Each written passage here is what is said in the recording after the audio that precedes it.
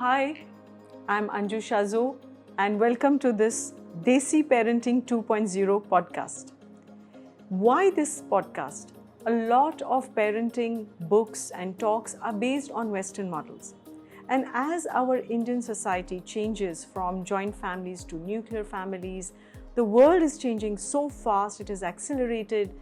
There are a lot of new issues which are coming up for children. Bullying, screen time, adolescent issues, fussy eaters. What do I do with my child to engage my child more? Expectations. So we are going to deal with them looking at our context, our cultural values, our identities, and see how can we bring up our children in a much more harmonious way.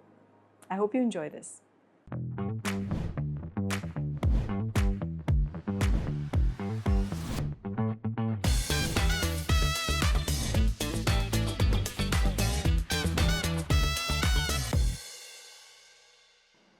Hello everyone, welcome to Desi Parenting 2.0.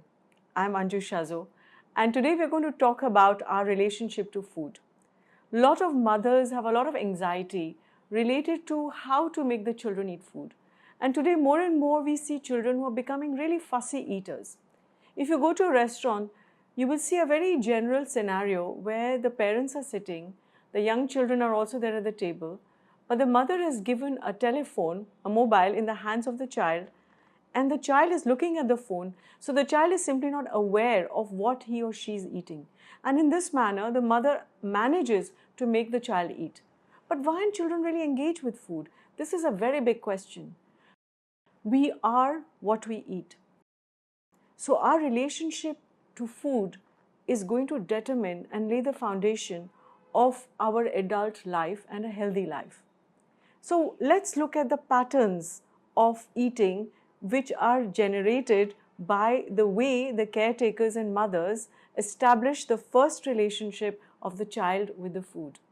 When the child is very young, you will notice or you will recall that mothers, and that's true also for you as parents when you were children, mothers will use some form of distraction or tricking the child into eating.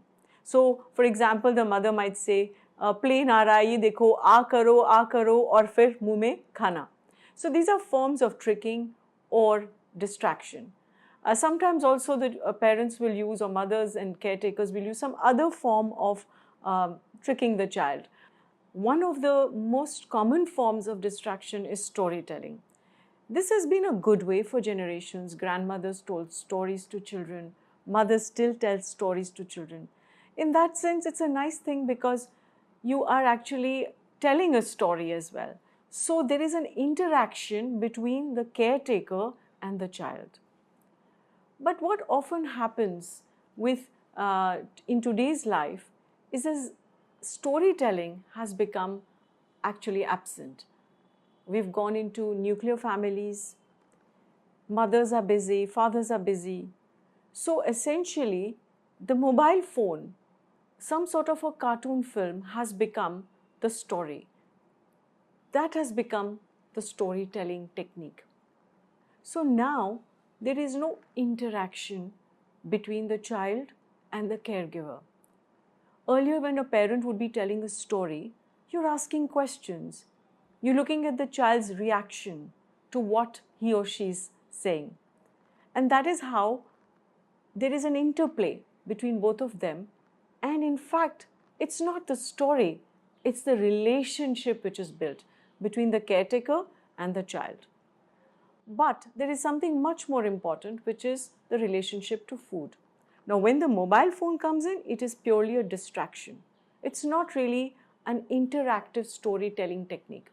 So this form of distraction to make the child eat is going to lead us as adults, and that's me included, to really want to watch a film or read a book while eating. And then that leads to a lot of binge eating and unconscious eating. And then we fall sick. So what is the way forward?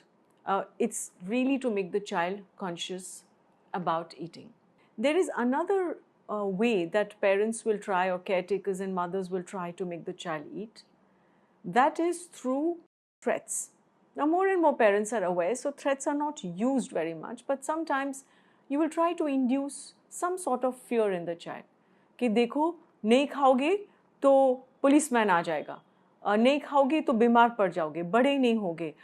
Now it's true कि खाना ज़रूरी है, लेकिन उसके साथ अगर आपने कुछ किस्म का एक थ्रेट यूज़ कर लिया है तो वो खाने के साथ लिंक हो जाता है, वो जो खाने की जो आदत है उसके साथ लिंक हो जाएगा.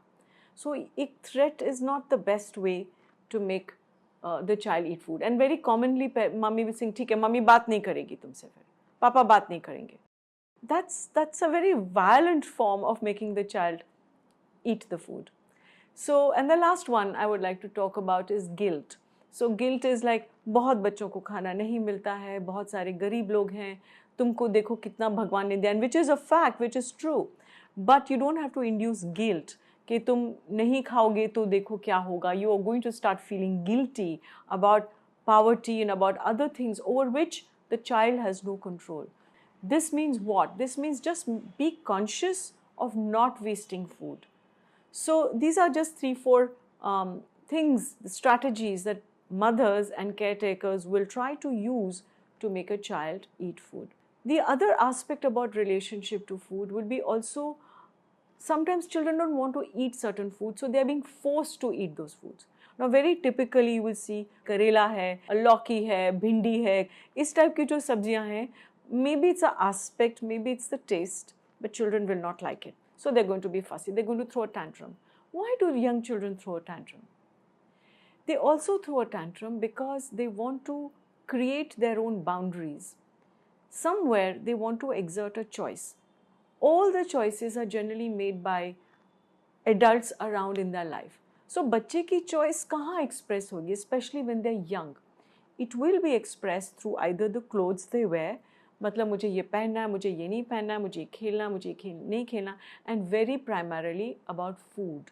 Now what happens if you insist and you force, then the food will become a battleground between, of will between the parent and the child. It should not be like that. Food has to be something that is pleasurable, that gives us joy, that gives us sustenance. So ये जो force feeding है, ज़बरदस्ती खाना पड़ेगा, भिंडी तुम्हारे लिए अच्छी है, लौकी तुम्हारे लिए, तुमको खाना ही पड़ेगा. So instead of forcing the child, it might be better simply to not force the child but allow the child to make choices and give little bit of taste. Allow the child, encourage the child, थोड़ा सा taste कर लो, अच्छा नहीं करना, I'm putting it aside. And we'll come back to that food in some other day, on some other day, in some other form. Also then trying to make the aspect of the food more pleasant. कुछ bake dish बना दी किसी, of course भिंडी और करेले की bake dish कभी सुनी नहीं है, लेकिन कई बारी you can have some sort of a different form, mixing it with some other kinds of food and making it more interesting. अगर बच्चा बहुत विलफुल है, चाइल्ड इज सेइंग मुझे नहीं खाना है, then back off. It's not going to change things. But if you insist, then you have succeeded and the child has failed to exert his or her will. Allow the child to actually make those choices. And you as a parent, you must show that you're respecting that choice of the child. This is very important. So this is just a broad framework. And I know that one final question will be, ठीक है, what's the way forward? How do we then create a better relationship with food? So when children are young, one way is to allow them, encourage them to participate in laying the table, in making the food, going for grocery shopping, choosing certain vegetables and things, paying also for them. So what happens? Children become part of that process.